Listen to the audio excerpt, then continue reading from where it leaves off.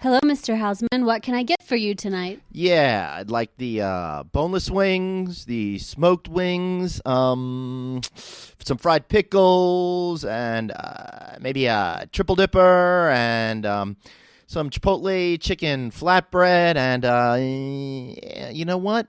I'm feeling frisky. Maybe I'll have some tableside guacamole, too. Will that be all? No, I'll order an entree in like 10 minutes. Do you live, eat, and sleep the hotel industry? Looking to brush up on your game? You've come to the right place. Welcome to No Vacancy, the hospitality industry's #1 podcast, with your host, Glenn Hausman. Hey, everybody. Welcome back. This is, of course, the No Vacancy podcast, and I am your titular host, Glenn Hausman. I hope you're doing well, and I'm really excited to have you back today. I want to thank everybody for listening and really participating and being a part of this community that I'm trying to form here. And I also hope that you're reading my articles twice a week in Hotel Management Magazine. You can find those at hotelmanagement.net, and then comment what you see on that. I want to fold them back into the show and kind of get this great ecosystem of content and participation and get everybody really communicating and working together. Make sure you follow me at Traveling Glenn on Twitter, and it's also on Instagram, and I'll notify you when new shows are posted, new articles are going up, and new and exciting things are happening. And speaking of new and exciting things, you know I've promised you a regular rotating group of folks that are going to be doing this show with me. We got Bruce Ford, we got Dave Eisen, we even have producer Jeff on the show. But I wanted to take it a little bit different direction and stop focusing so much on just hospitality. Because one of the things I like about the hotel business is food. And I love going out, and you guys always make fun of me for taking pictures of all of my food. But I have somebody here today with me that is going to defend my right to take pictures of food all along. And that's an F&B personality, Chip English. Chip, how are you doing today?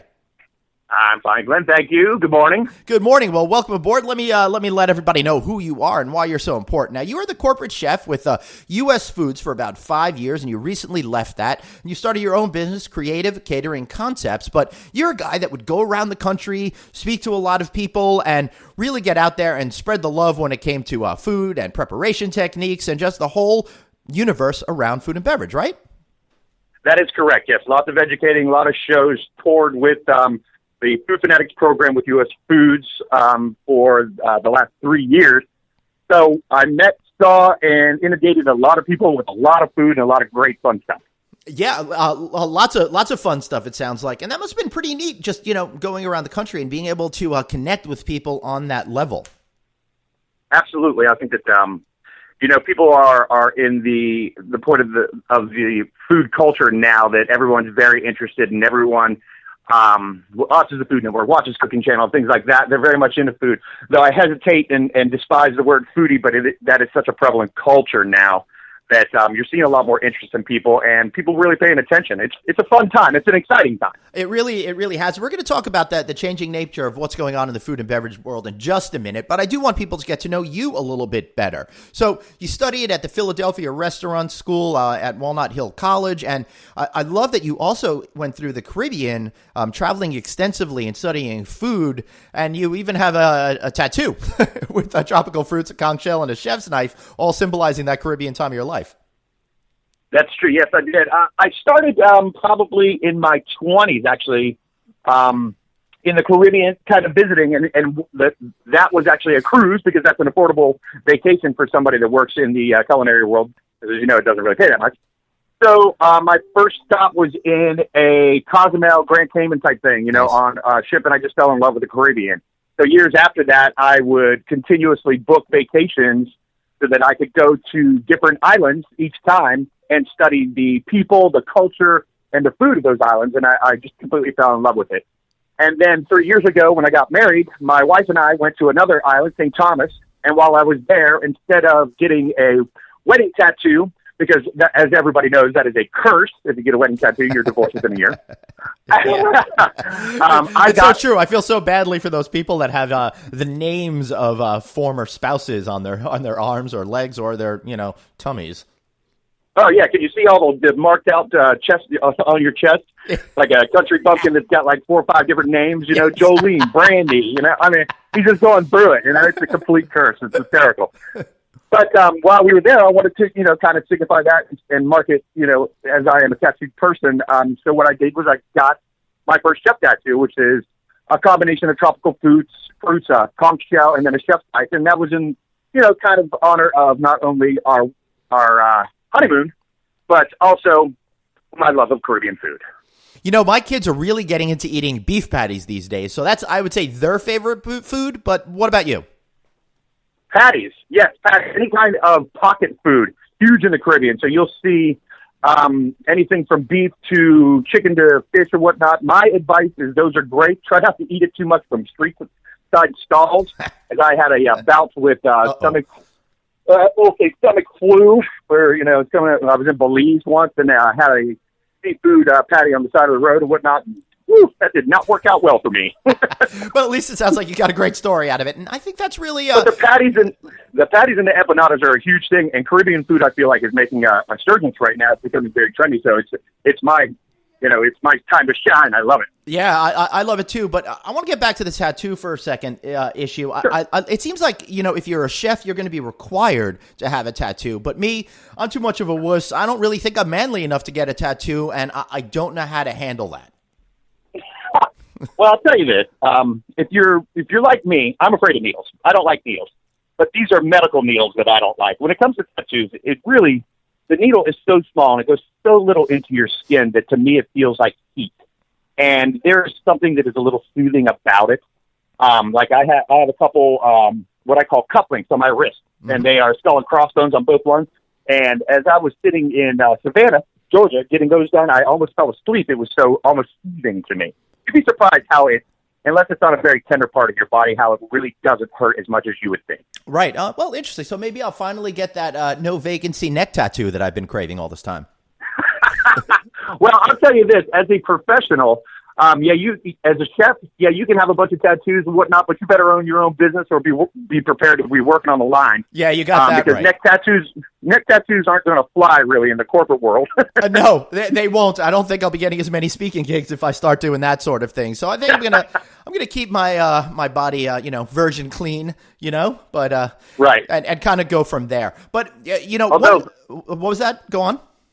Although I will tell you that it is actually a lot more odd to see people without tattoos nowadays than it is to see people with. It's becoming so more widely accepted, that almost everybody has it. I mean, my sister, who's straight-laced and works in a bank or whatnot, has a tattoo, My mom the other day, who's about to turn 70, she's like, consider getting this. Please, for the love of God, don't. Right. I've got a buddy that's so over the whole tattoo craze, and he's got a lot of them, and he's very frustrated that folks like your mom are considering it. That's why I'm deciding I'm incredibly cool and trendsetting by having no tattoos whatsoever. So that's the tack I'm going to take from right now. You're right. You are a trendsetter. Sure. That's what I'll keep telling myself. But speaking of trends, Chip, I love the fact that we're going to be able to talk about food and beverage. It's one of my favorite things. I'm a super, as you said before, foodie because I really love trying and experiencing new things. But I found since the creation of the food channel, cooking culture has really taken off in our society, and even though we may not be cooking as much at home or be very good at it ourselves, we all kind of feel like we're becoming experts in that category. And for guys like you, it must really be challenging to continue to up your game to make sure that more discriminating eaters are getting something that they really want. Well, that is true. But the fact of the matter is if you're a professional chef, you never stop training. Right. It's almost like being a doctor. Things are always evolving. There's always a better way to do something. There's always, a new way to reinvent dishes or to, be creative with something that's not there. So as a professional, I find that you really constantly, you never stop learning. You never stop educating yourself. You never stop trying to get better and better at your craft and learning new things. So you're always training. I don't think that time will ever be gone. Right.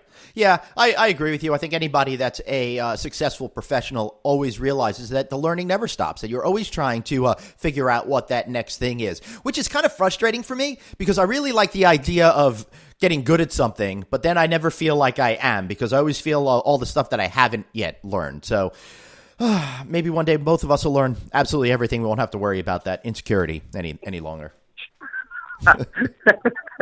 Well, I am available for classes if you need. No problem. Yes, great. Yeah, I think we should do a cooking class with you. I think that might be a lot of fun. Maybe shoot some video on that, and then everybody can see how pathetic I am in the kitchen. But I'm really good at complaining about food. That I've mastered. You know, a lot of people are. I'm sure at one time or another you've been on Yelp. Those people can be brutal.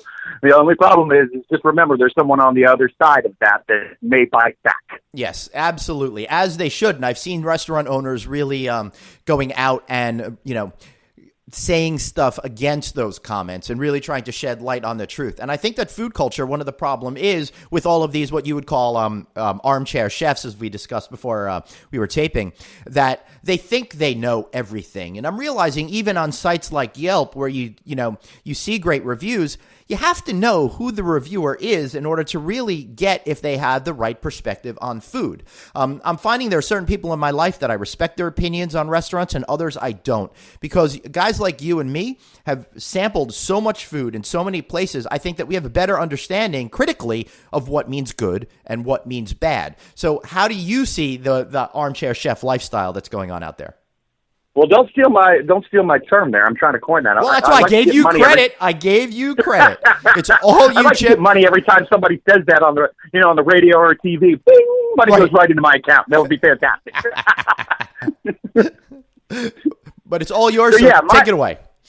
I saw a fantastic meme the other day on Facebook that I can, I had probably 15, 20 of my friends on Facebook send to me, and it was like, I watched Food Network the other day for the first time. Today I made a crushed nut sandwich with a grape muscadine jelly on the sourdough bread, and there was a peanut butter and jelly sandwich.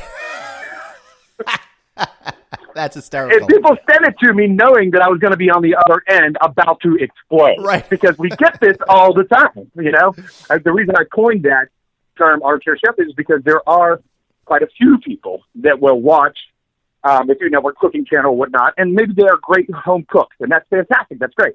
But then start to loosely throw around the word chef.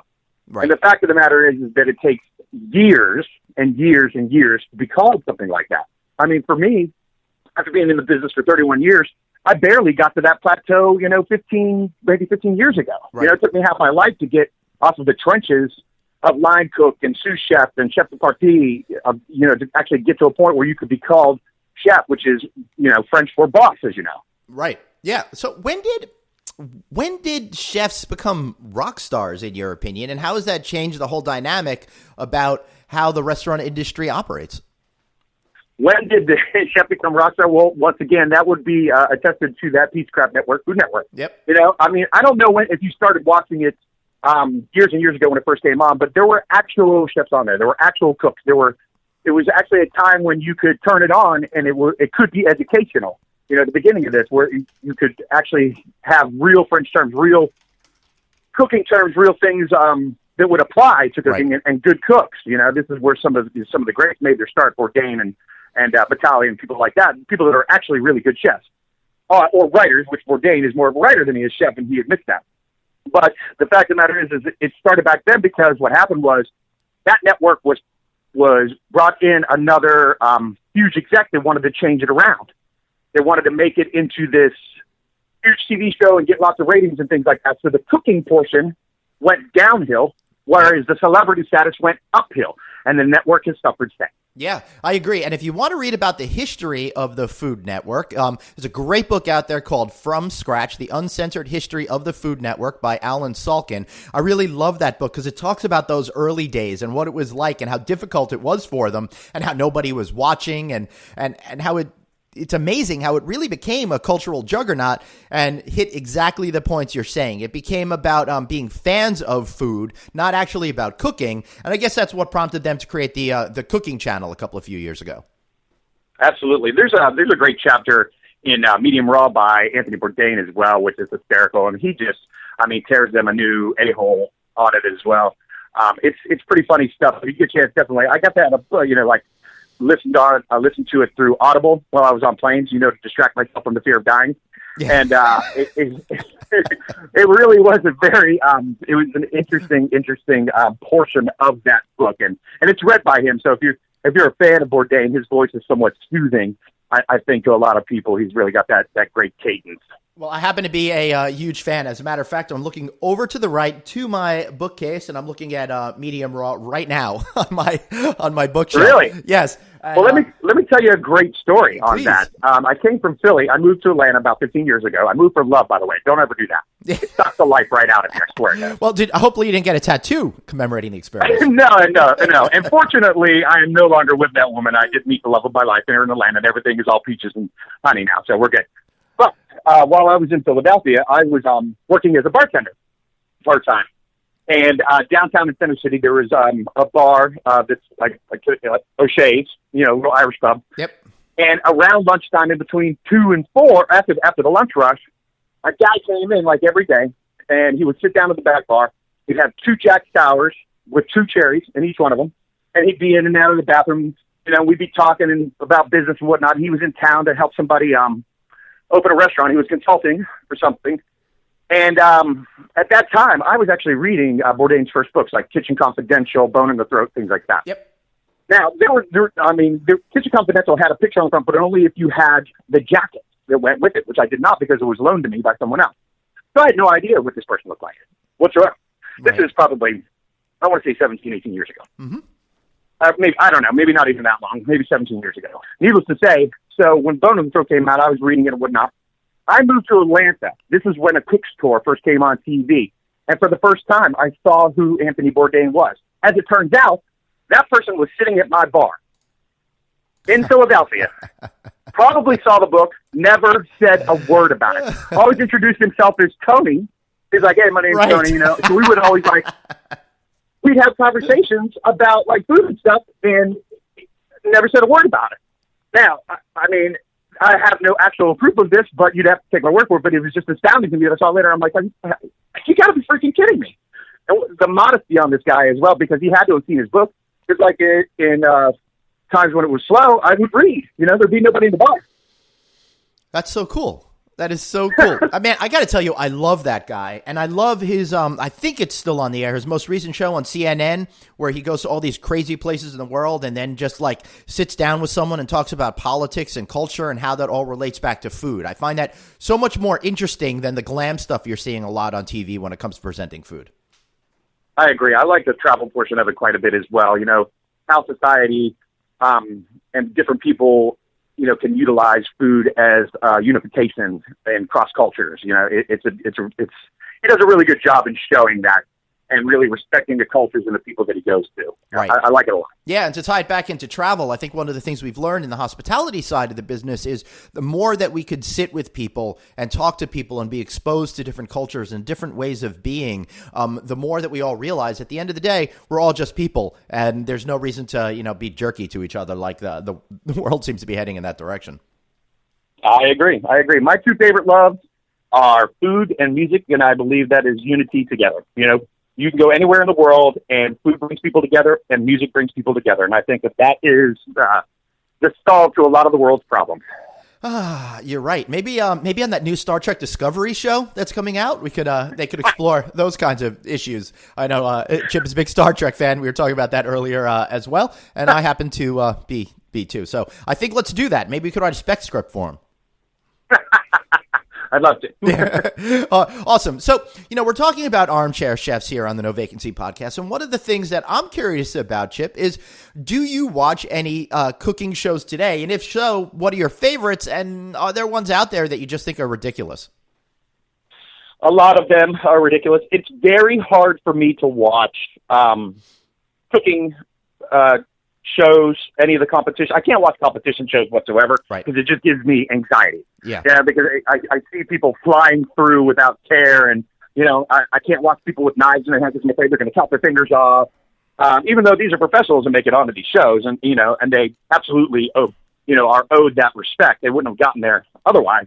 It's so frightening for me, so it gives me anxiety. So it's very hard for me to watch these shows. There are a couple, however, that I like because they're quick, they're to the point, and it's not a whole lot of frills or fluff. There was one on the Esquire network that was called Knife Fight.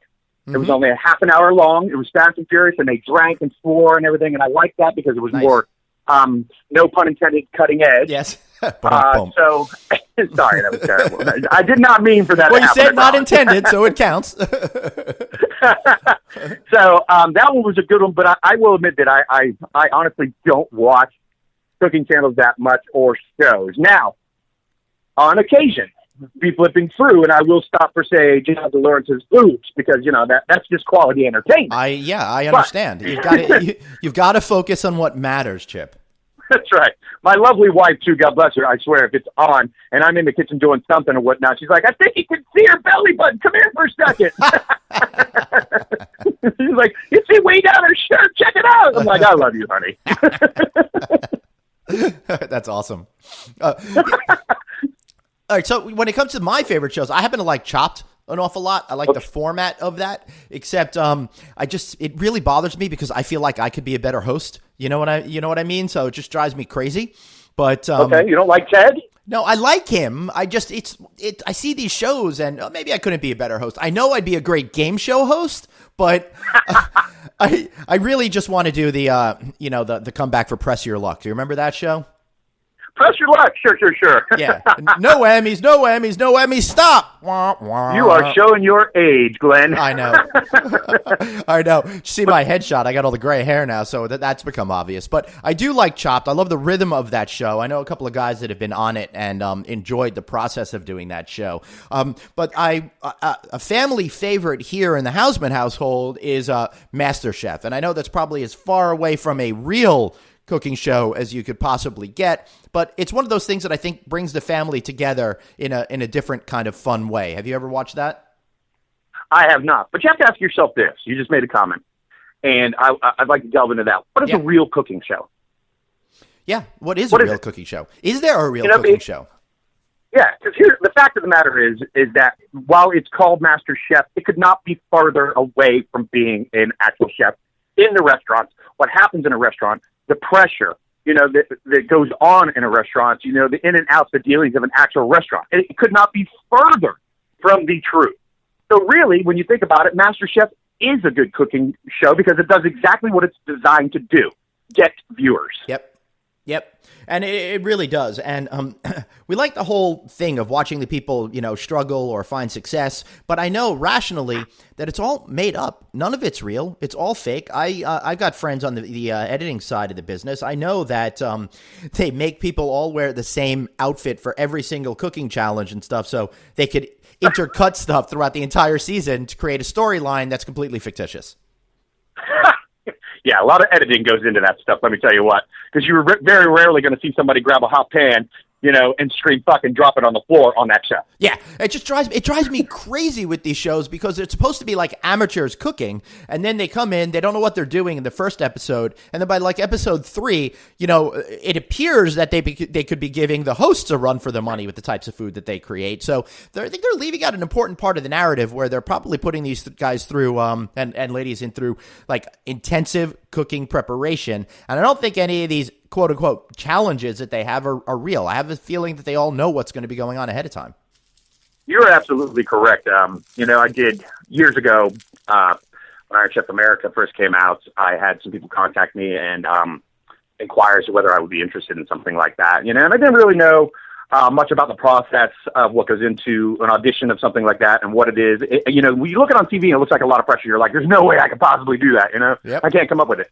But the fact of the matter is that I'm a great, what I call pantry chef. I can look into, this is, by the way, this is you be a great date killer. Go out with a girl on first date and go over to her house. She's like, oh, I don't have anything to eat. I'm like, watch this.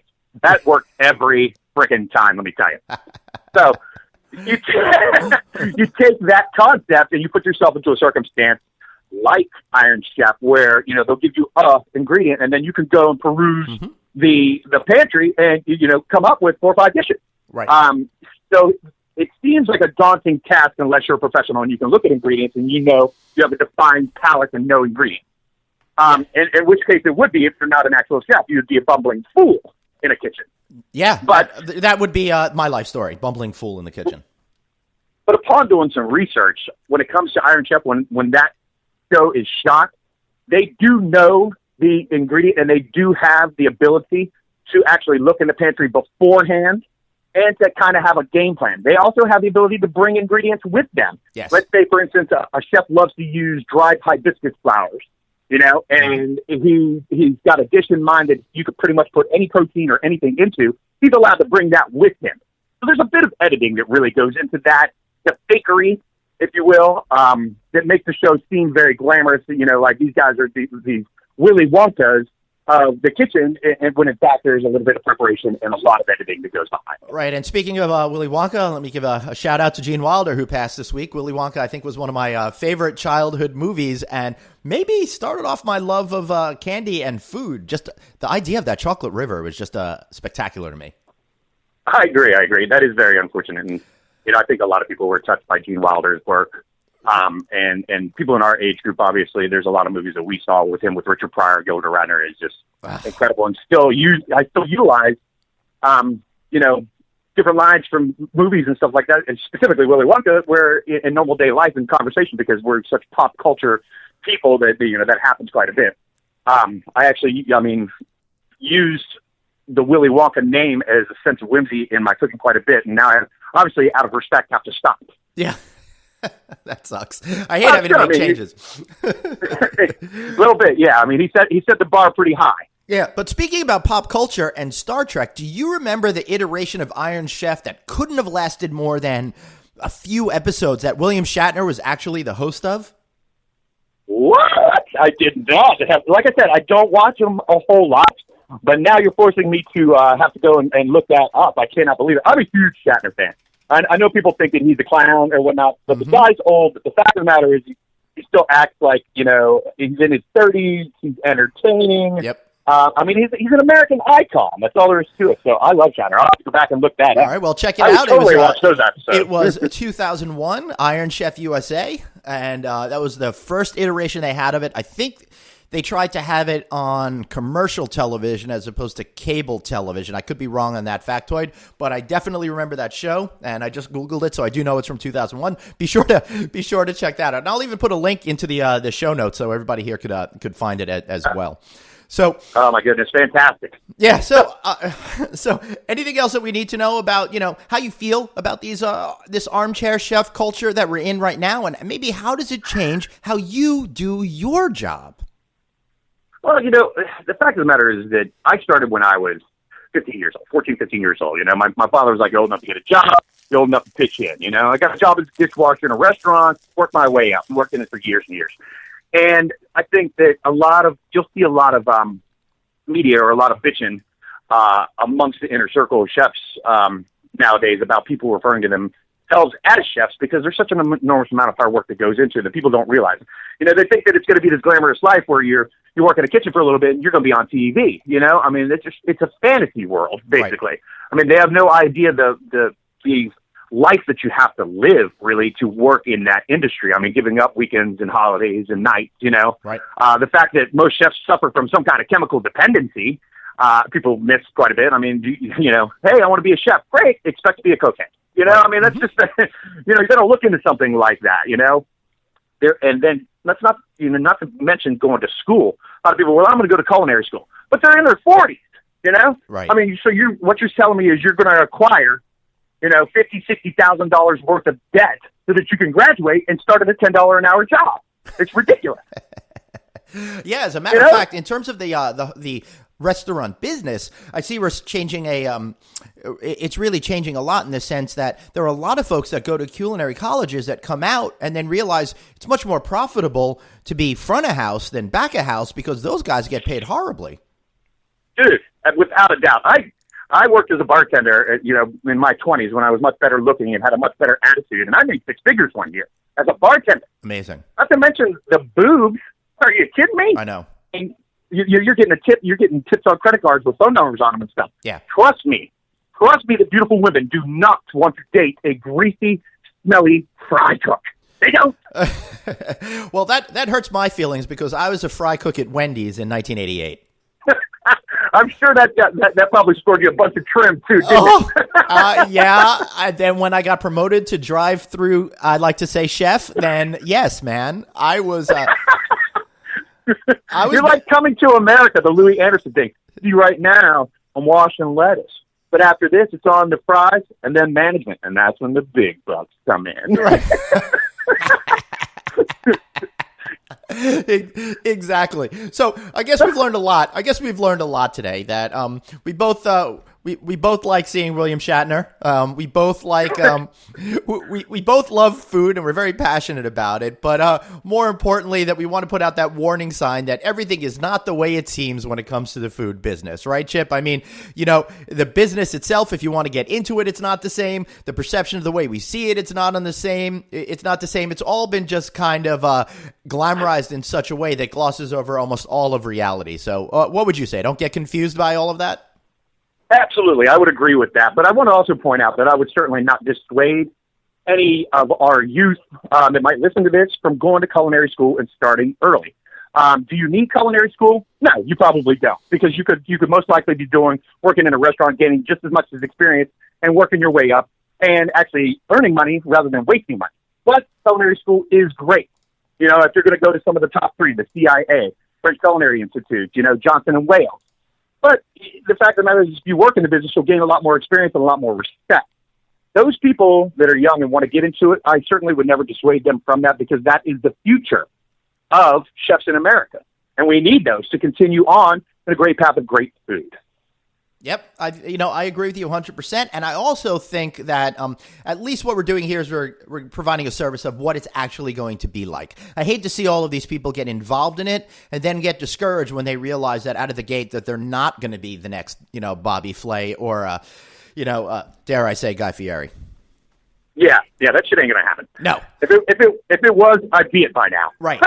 All right. But I think me and you need to put together a TV series, because I swear if we go and we taste foods, I could go, that's great. Much better than a lot of those guys on these TV shows. I'd be stellar in that job. Right. Why won't someone pay me to go from place to place and just say, hey, I love your food. This is delicious. So we got to work on that, Chip. Well, here's why, because those are called food critics and they're all assholes. Right. Good point. Yeah. Yep. And the funniest thing about my job is most people think that I'm a hotel critic as opposed to just being, an expert about the industry and stuff. So everybody's like, what's your opinion of X hotel? How do you get paid to review hotels? I'm like, hey, guys, I don't. But nobody seems to want to know that. That's a tough job anyway, because nobody wants to read a review where you're like, everything was great, it was super. They all want to hear, well, I found a condom in the toilet in the hotel room, and the chef was picking his nose. They want to read that crap. Right. They want to read the absolute horror that's going on. They want to read, it was all great, 4 stars, yeah. Yeah. And speaking of absolute horrors, I just did an article for Hotel Management focused on the grossest things that we found in hotel rooms. I'll put up a link on that as well for the show. Yeah, that is absolutely, without a doubt, that would make for a fantastic show, because there's some gross stuff. As I've traveled quite a bit, stayed in quite a few hotels, I'm sure I could sign in on that show. Yeah, absolutely. All right, so I want to thank you for being here, Chip. Now, how can we find you? I've enjoyed talking to you. I know how to find you, but how can these folks work with you in the future? Well, you can find me online, obviously, Facebook, Twitter, Instagram, all of that stuff, Chip English or Punk Rock Chef. And it's going to be punk rock without the O in rock. All right. Yeah, because you didn't have enough digits. For those of the people in Atlanta that are listening, I also have a catering business, Creative Catering Concepts, parties of 100 or under, all gigs considered. I do, anything from cooking classes to dinner parties and, educational speaking events, whatever. Yeah, you've been doing I do it all at this point. Yeah, you've been doing parties for like a couple of competing Georgia breweries and all that kind of stuff. And you've been... Sure, yeah, absolutely. Yeah. You've been at Sweetwater and Creature Comfort. We had a lot of fun with those. Yeah, and you've been featured in magazines in the area like Creative Loafing and Stomp and Stammer and all sorts of good stuff. Oh, yeah. Although I'm not the biggest fan of Atlanta, this is my town. And I got my hands on a lot of stuff, and there's a lot of great people, great food, and great culture here in Atlanta. Well, thank you for totally insulting our friends in the South. Not a problem. I'm available every day. Tip your waitress. Exactly. Well, Chip, I had a great time talking with you today, and we're definitely going to do more shows together, so I'm looking forward to that. We're going to try to get Chip on every single month going forward, and I want to thank you guys for listening. And now stay tuned, because we've got a great interview coming up after this commercial break. And don't forget to hit me up at Traveling Glenn on Twitter, on Instagram. or email me, glenn@rouse.media, and share your stories with me. And of course, give us 5 stars on iTunes. Remember, we need to make my mom proud. And this is the only way we're going to be able to do it. She's crazy about 5 stars on iTunes. So again, guys, thanks for listening, and we'll be right back after this message. Have a question for your host, Glenn? Tweet him now at Traveling Glenn. No Vacancy, the hospitality industry's #1 podcast. We'll be right back.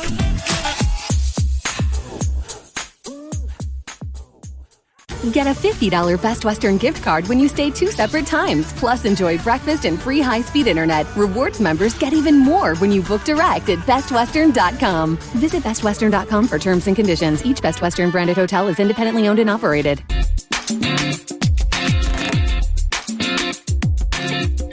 Yeah, sure. So, all that makes a lot of sense. And, one of the things that I really love is just talking to people about really how to connect best with guests. And that's why I got you on the show today, Imran Jivani, who's general manager at Hotel Chicago, Illinois Medical District. And that's a boutique hotel managed by Portfolio Hotels and Resorts. Imran, it's great to have you here today.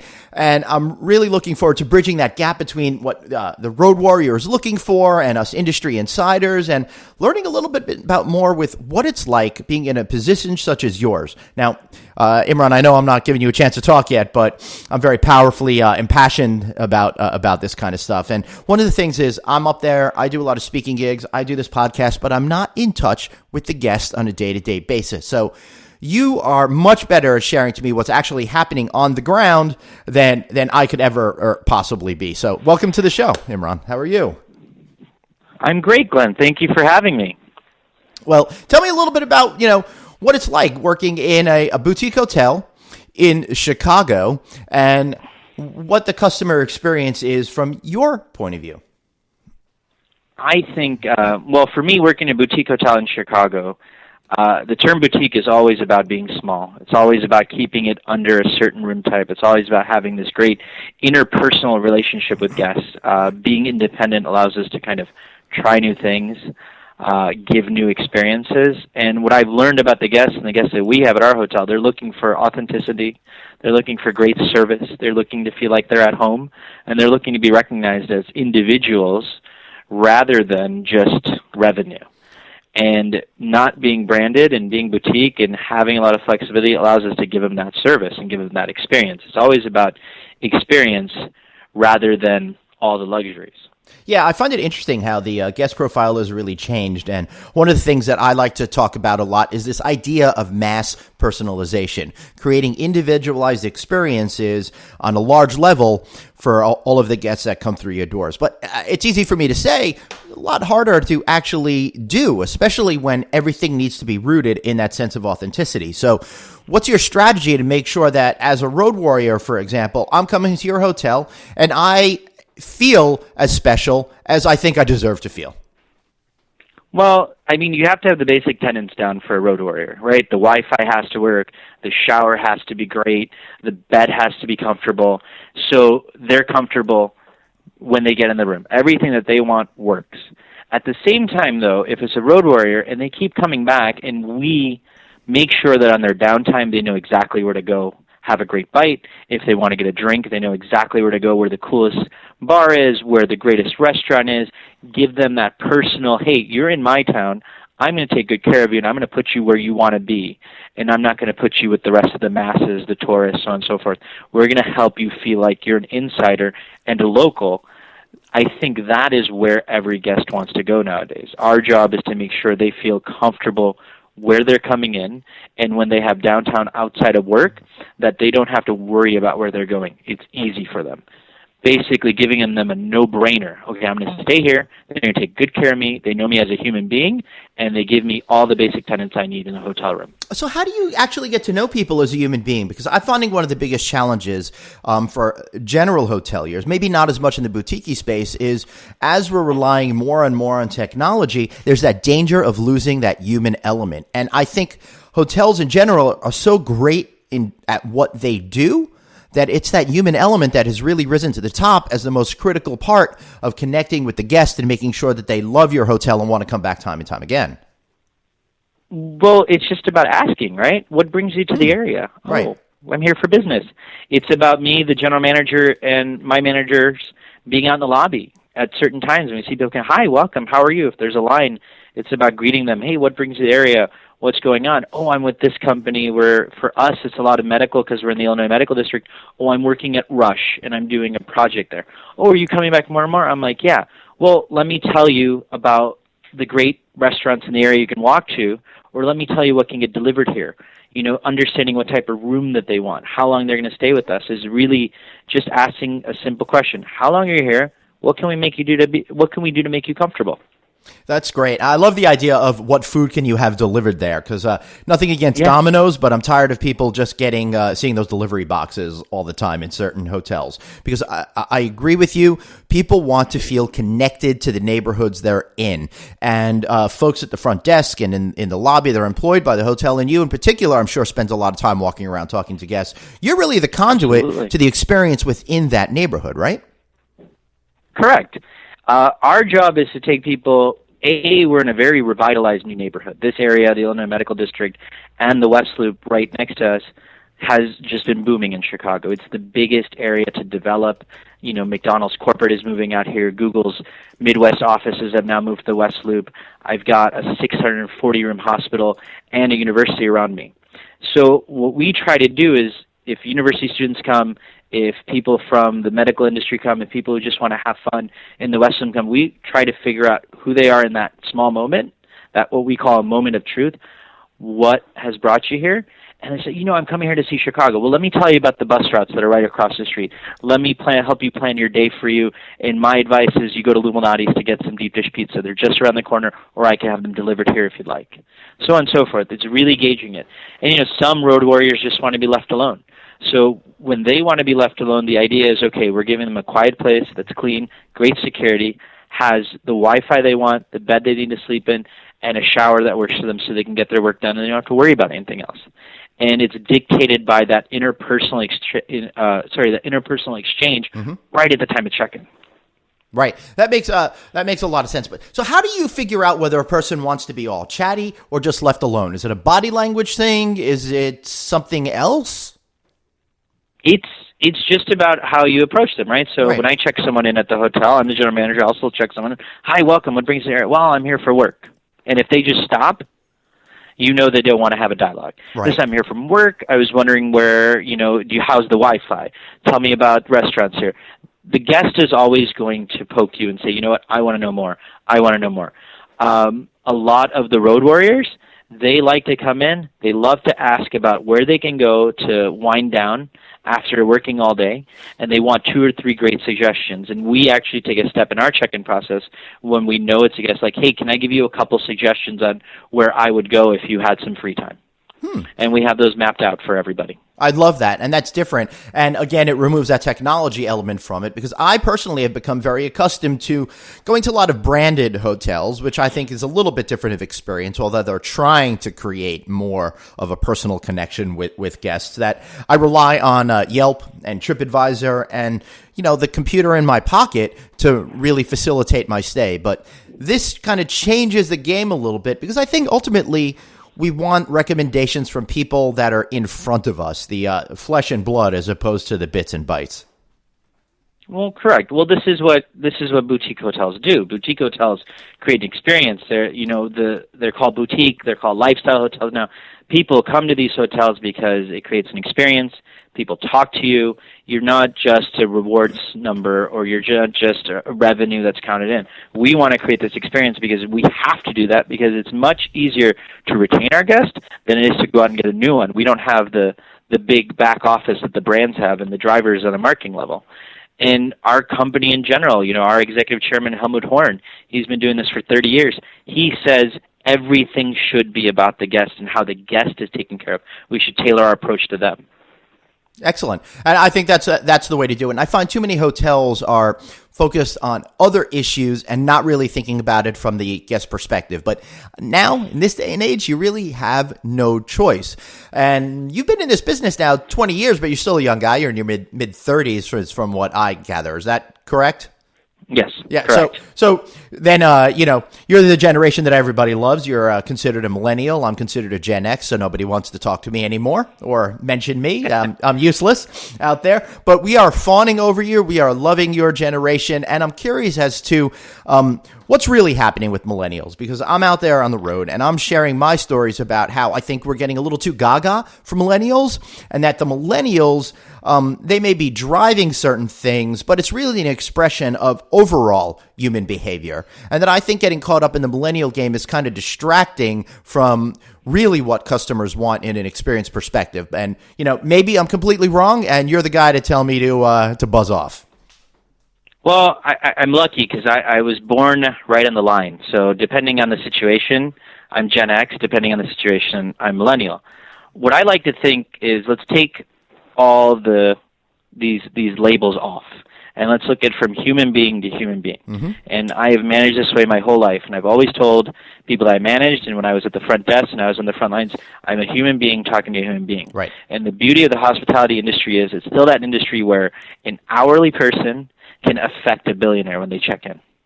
They can have an interaction or a conversation with the billionaire, and that billionaire be like, you know what, this service is great, they were trained properly, maybe I should take this back to my company. And what we see more and more is that the current generation, with their technology, feels a little detached because they're always on their phone. And to give them a human touch and give them a human element, they love it. And if you look at the reviews of my hotel, they say, wow, the staff was great. The staff went out of their way to take care of me. They gave me suggestions. They told me about the city, and they cared about who I was. With more and more, everyone turning to e-check-in, getting the digital key, that's great. That's a phenomenal way, and a lot of people always do that.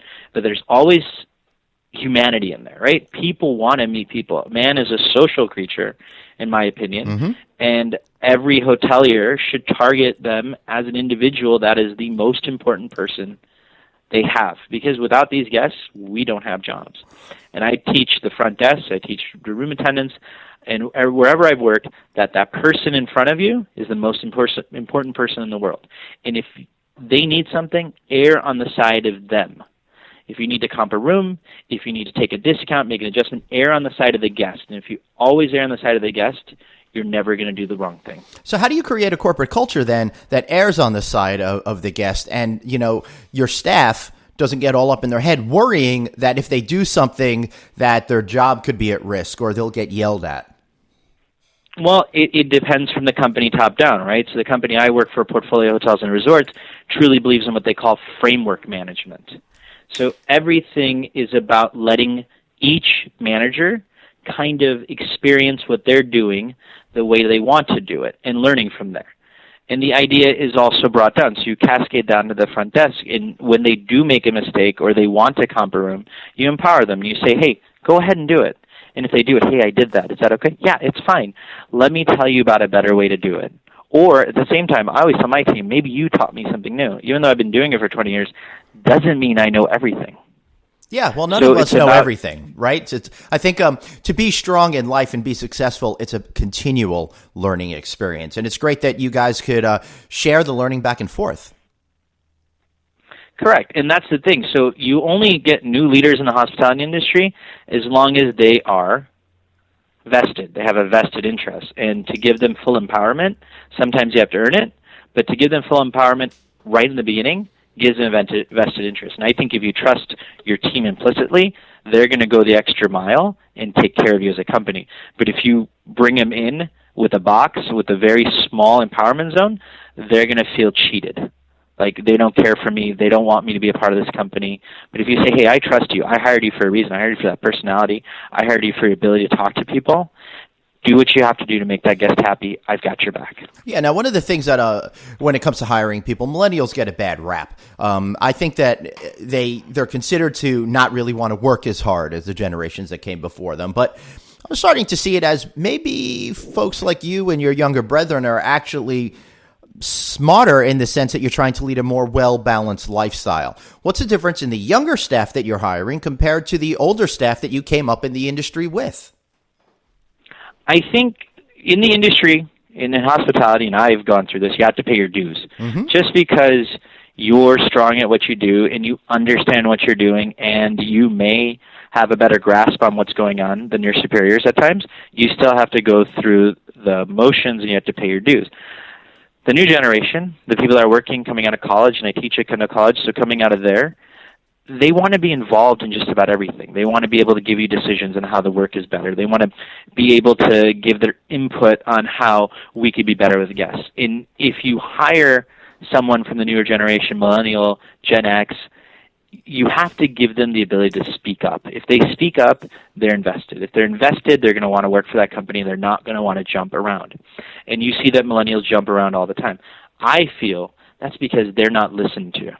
I think it's still that human quotient. Listen to the individual, give them ability to define who they are and show what they can do, and then reward them if they're doing something great and give them proper feedback to get them to the next level. They just want to be involved all the time, and I think that's a great thing. I think that's a great thing, too, and I think that that's misunderstood by the older generations, the baby boomers, and maybe the older generation Xers, in the sense that they feel that millennials should just shut up and do their job because that's the way they were treated when they were coming up. So you should put in your dues, but you shouldn't have a say until you get to some sort of point at some place in the future that is not now, you know? But what you're saying is, hey, listen to them, pay attention to what they're saying. They want to learn. They just want to be given the opportunity to be heard and do their part effectively. Agreed. That's how everyone looks at it, and that's why people are leaving. But in the same respect, why would you not listen to the people who are right there in the front line?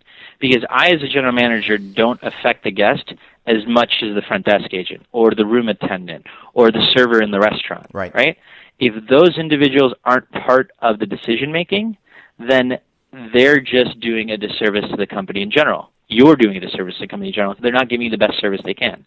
And one of our big tenets, especially for portfolio, is always to serve and respect one another and always be smart about the business. So if we can do that, the smart thing to do now is to let your front line in. Let them have a say. Let them be involved in that decision-making process on how they craft the guest experience. The big brands like to script you and tell you exactly what to say as you check someone in or exactly what to do. Well, boutique hotels have this ability to put personality in it, right? Mm-hmm. These are the highlights. Here's a skeleton of what I want you to hit. I want you to tell them about the hotel. I want you to tell them about Wi-Fi. I want you to tell them about the surrounding area so they feel like they're part of the area. Tell them about what we have as a hotel, but do it at your own pace. You don't really have to say the name exactly 3 times, right? So when I started my career, I was at a Marriott, right, and I was at front desk, and say the name 3 times. Must say the name 3 times. No, you don't have to say the name 3 times. You have to say the name in a very relaxed, casual manner where it doesn't seem forced. And you do that with your personality. Yeah, and again, I think that plays into the authenticity part that you were discussing at the beginning. It's about making an authentic connection with a person, not having a scripted way of communicating, which you said. Really smart and interesting. Correct. And something I guess that you brought up, you're at Kendall College as contributing faculty. What kind of classes are you teaching, and what's that upcoming generation of potential hospitality folks thinking about? So the main class I teach is actually on property management systems. I'm introducing technology and the technology used at the hotels to students. And then I lecture at some, service classes, revenue management classes, so on and so forth. But what the new breed coming out wants to be involved. They don't feel like they should be desk agents when they get out because they've gone through a 4-year degree and they paid a lot of money. They feel like they should be supervisors. They feel like that the theory they have can be put into practical immediately. They want to be a part of the line level decision making, and at the same time, they want to have their voice heard all the way to the CEO. Right. And they're looking for flat organizational structures where they're welcomed into the situation. Very interesting. Do you think the younger folks coming up and the older folks that have more established careers, been around 20, 30, 40 years, will be able to come together in some way that's meaningful for the guest experience? I think they're already coming together that's meaningful for the guest experience. Great. Because the main trend is lifestyle hotels, right? And now the big brands are seeing that as well. They're opening their soft brands like the Curio Collection by Hilton. That's right. Or the Autograph Collection by Marriott, or Hyatt's Unbound Collection. And what they're doing is they're just taking all these boutique hotels, tying them together and saying, you know what, use our marketing. to get guests in, because that's what the guests want. And the companies that are the communes of the world, commune hotels and resorts, the portfolio hotels and resorts, the destination hotels, Aperium Hotels, another great company, those companies believe in taking care of the individual, having a flat organizational structure, allowing the line staff to talk and be a part of the decision, in turn getting a better response out of the guests, more repeat business, and not having to search for that outside business all the time. Right. And I think that's really where the hospitality industry is heading to. And, you know, I keep alluding to what the big brands are doing.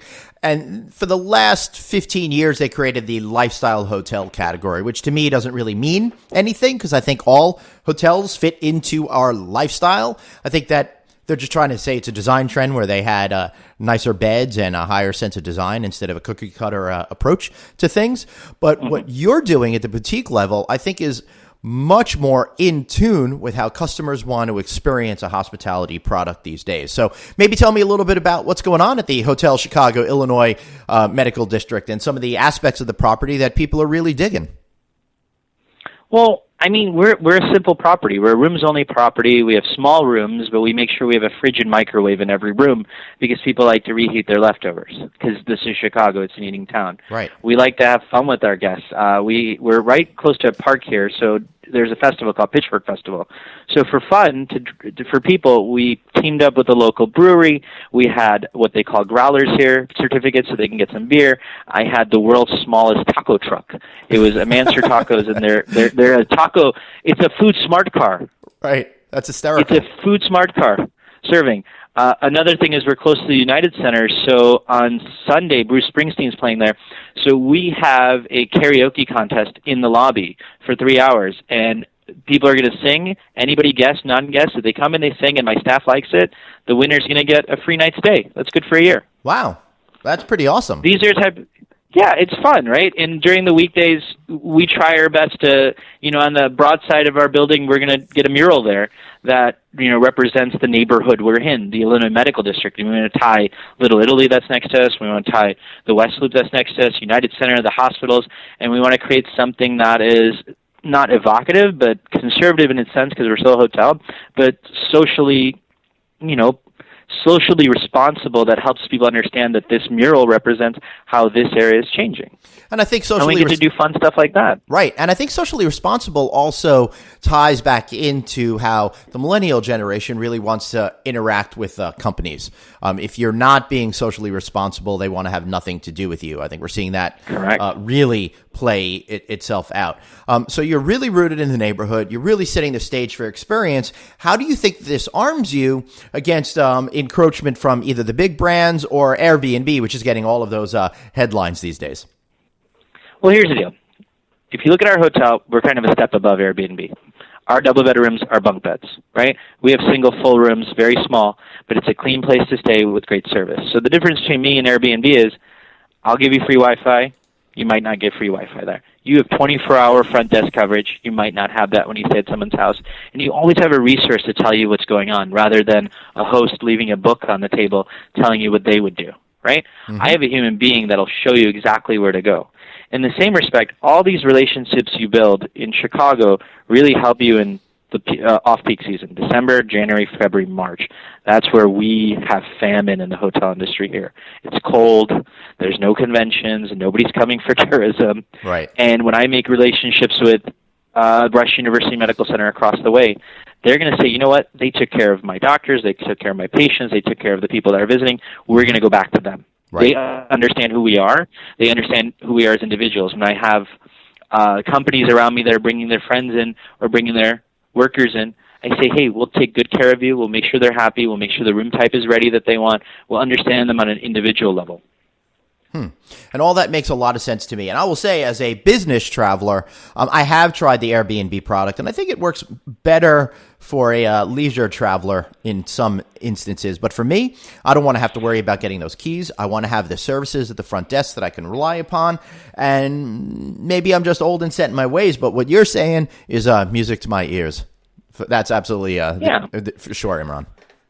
I think the one thing that every business traveler wants is reliability. Right. They want to go to a place that's reliable and gives them a very solid experience every single time. And now the new generation wants to be known as an individual not just a business traveler. Hey, I'm David, not Mr. Smith. Yeah. Hey, I'm Glenn, Yep. so on and so forth. I right? still think when people They say wanna be known Mr. as human Hausman, beings. they're looking for my dad. It's a strange phenomenon, even though Correct. I'm, in my mid-40s at this point. But that's the thing, right? So it's all about treating human beings as human beings. It's all about being authentic in that moment, and it's all about understanding that we don't have to worry about the revenue and the numbers in the back end. If you take care of the guest on the front end, the guests will take care of the hotel because they'll keep coming back. Then the hotel's going to make revenue, and that's going to take care of the ownership. And that's the hospitality triangle, right? So the guest takes care of the hotel takes care of the owner then has more money to put back in the property to make a better experience for the guest. And that's a simple triangle that has been since time immemorial in the hospitality industry. So it sounds like once once you get a guest, you keep the guest. But with a name like Hotel Chicago Illinois Medical District, you're not a brand that people are accustomed to. And I think we're in a very brand-focused society. So how do you break through that branding clutter to get people to look at you, first and foremost, as a viable option? Well, it's like doing fun things, Right. right? So for the Pitchfork Festival, we had I paid to have pedicabs right out in the front of the hotel so that my guests who are going a half a mile away, there's a pedicab taking them back and forth on us, right? It's having the karaoke contest. It's putting a mural out there. It's making sure that we go into social media and really announce who we are on a regular basis. Right. It's putting ourselves, I have a clean hotel that doesn't have a lot of bells and whistles, so I can price much less than anybody around me. So what I'm saying is you can come stay for me. You can get great value. Our tagline's actually less to pay means more to play. You could be in the West Loop within a $5 Uber ride. Nice. And all that means is you as an individual who's a new road warrior who just started, who doesn't have the big per diem that the executive vice president has, now has a place that they can call their own, and they can come stay with me. Great. And that's what I try to say. And for, across the street for the medical side of it, I say, look, I'm less than my competitors. You're only here for your family. Just spend a night with me. Go over there. We'll take care of you because medical costs are skyrocketing. Mm-hmm. And for students, come on, students always need a break when it comes to something in life because they don't have any money. Right. Right. Well, you know what? It doesn't get any easier when you have kids either. They have all my money. I feel that's true. I feel like I'm spending all my life working to have the life that they lead, which would be really nice if I could live the life that they have. But that's a story for a different day. I want to ask you one last question, Imran. What first attracted you to the hospitality industry, and what are some tips that you can give to future hospitality professionals about finding their way to success and becoming a general manager somewhere one day? Well, I was a young 16-year-old boy, and I was in high school in Schaumburg, Illinois, and my mom worked at a hotel, and I wanted to work at McDonald's, and she said, no son of mine is working at McDonald's. And she got me a job at her hotel, which was a Marriott at the time, and I was a banquet aisleman. My job was to keep this aisle clean, quarter of a mile.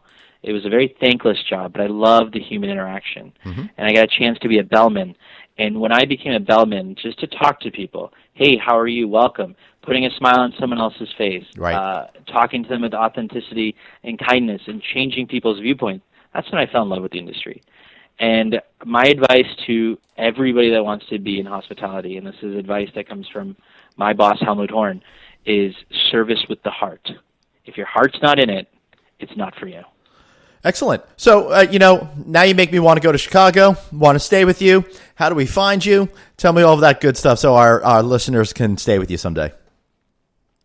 Well, the Hotel Chicago Illinois Medical District, our website is www.hotelchicago1622.com. We'd love to have you. We're about a half a mile away from the hottest side of Chicago, which is the West Loop. I'm telling you, the greatest restaurants you'll ever go to in Chicago are just there right now. And other than that, you could be downtown within 20 minutes to every single spot you want to see as a tourist. And at the same time, I'm not going to charge you an arm and a leg to stay here. And we always have a $50 credit to help people at Lyft and Uber if they haven't used it before. Excellent. I love it. Really compelling arguments, and I think I'm going to have to come there and eat my way through your city. Imran Jivani, I want to thank you so much for being here with me today. Thank you, Glenn. I really appreciate the time. Have a great day. Great, thanks. And to all of you listeners out there, thanks again for listening, and I really look forward to your feedback. Drop us a note. Find me on Twitter at TravelingGlenn, or drop me an email at glenn@rouse.media. Thanks for listening, and we'll be back next week. Thanks so much for listening to No Vacancy, the hospitality industry's #1 podcast, with your host, Glenn Hausman, online at rouse.media, on Twitter at TravelingGlenn, and on Facebook.com/Glenn.Hausman. We'll catch you next time.